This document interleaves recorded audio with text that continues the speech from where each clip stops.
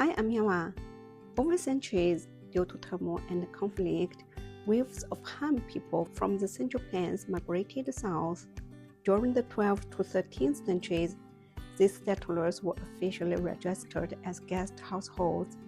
From this identity, they came to call themselves Hakka, literally guest people.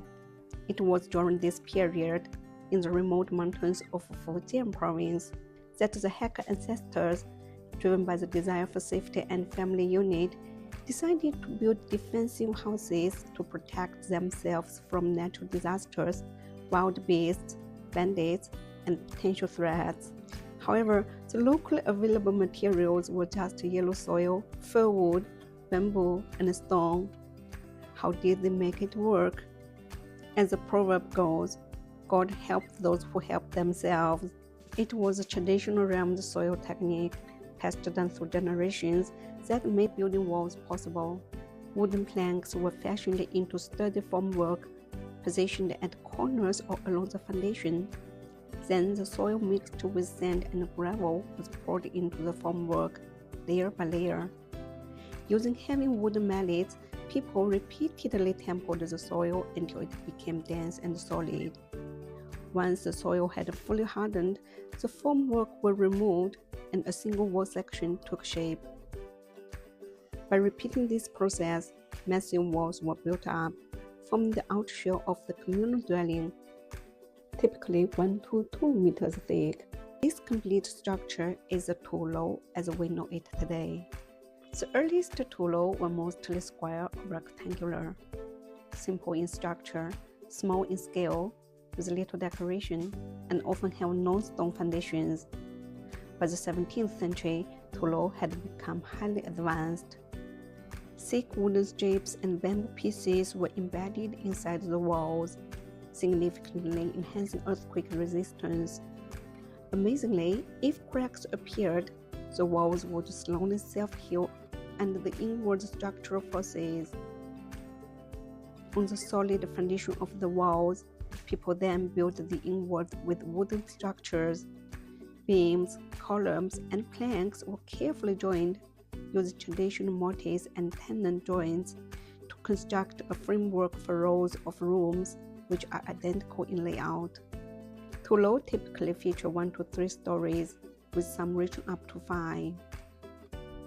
The first floor housed kitchens, dining areas, storage rooms, and livestock. A well was standard, and the central areas featured an ancestral hall for worship and clan meetings.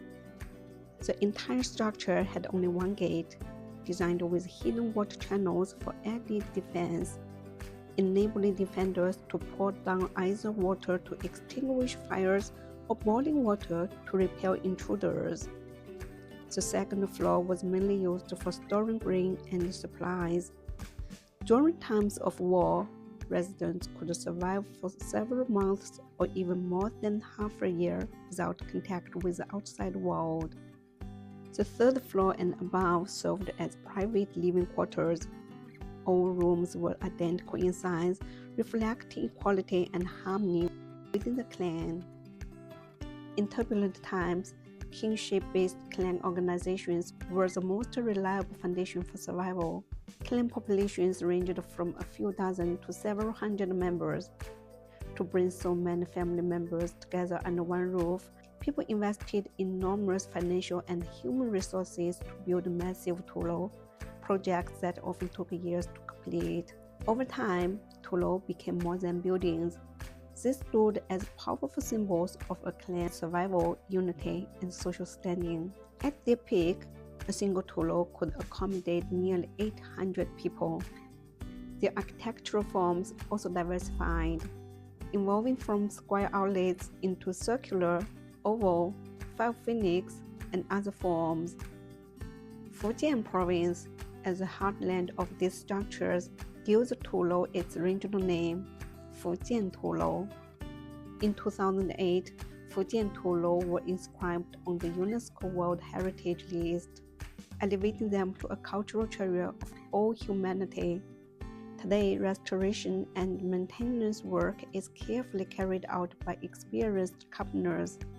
While it cannot transport us back to that era, it allows us to marvel at this incredible fact that without modern tools, people created these unique buildings brick by brick, tile by tile, with their own hands.